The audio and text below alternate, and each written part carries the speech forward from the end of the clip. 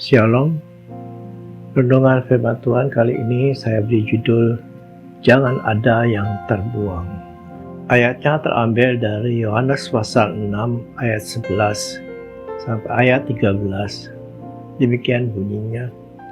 Lalu Yesus mengambil roti itu, mengucap syukur dan membagi-bagikannya kepada mereka yang duduk di situ. Demikian juga dibuatnya dengan ikan-ikan itu, sebanyak yang mereka kehendaki. Dan setelah mereka kenyang, ia berkata kepada murid-muridnya, kumpulkanlah potongan-potongan yang lebih, supaya tidak ada yang terbuang. Maka mereka pun mengumpulkannya dan mengisi 12 bakul penuh dengan potongan-potongan dari kelima roti jelai yang lebih setelah orang makan. Bagi Yesus, memperbanyak 5 roti dan 2 ekor ikan menjadi ribuan, puluhan, ratusan ribu, bahkan jutaan adalah perkara yang mudah. Dari peristiwa ini kita belajar bahwa Yesus sanggup memelihara anak-anaknya dengan cara yang mudah.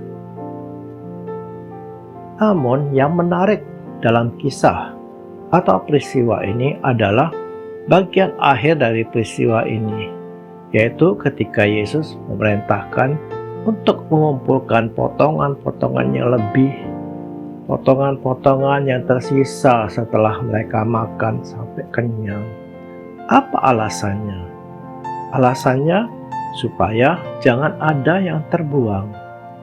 Ini menarik, sebab biasanya yang tidak dibiarkan terbuang adalah benda atau barang atau makanan yang dianggap berharga.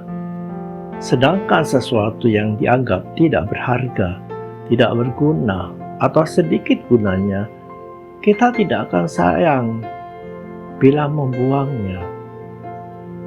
Itu berarti potongan-potongan sisa roti yang setelah mereka makan sampai kenyang masih tersisa, itu dianggap berharga bagi Yesus. Padahal potongan-potongan roti itu adalah sisa setelah orang makan dan kenyang, artinya sisa dari barang yang berlimpah, dan itu juga didapatkan dengan cara yang mudah. Kita tidak perlu mengolahnya dan tidak perlu lagi mengovennya, dan murah juga tanpa biaya karena Yesus tidak membelinya.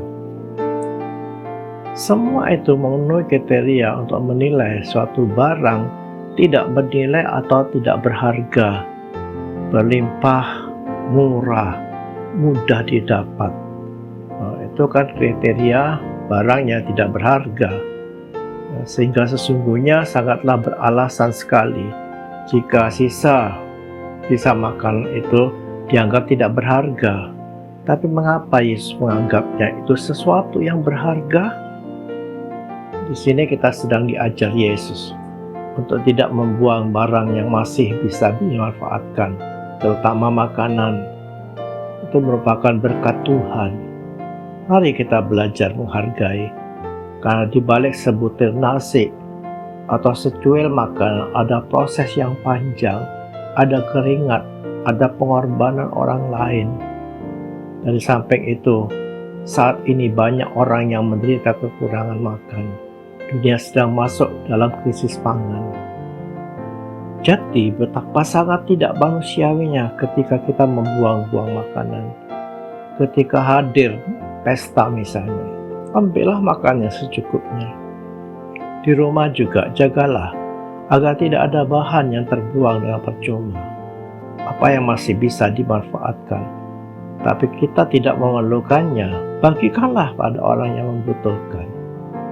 Mari kita belajar dari Yesus, menghargai bahan, terutama makanan, sekalipun itu dianggap sisa atau sepele.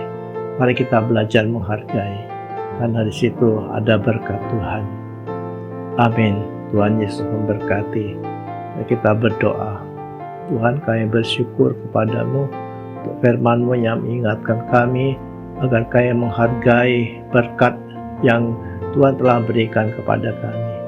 Terima kasih untuk firman-Mu, tanamkan dalam hati kami, ajar kami melakukan, menghargai semua berkat Tuhan, di dalam nama Yesus Tuhan. Amin.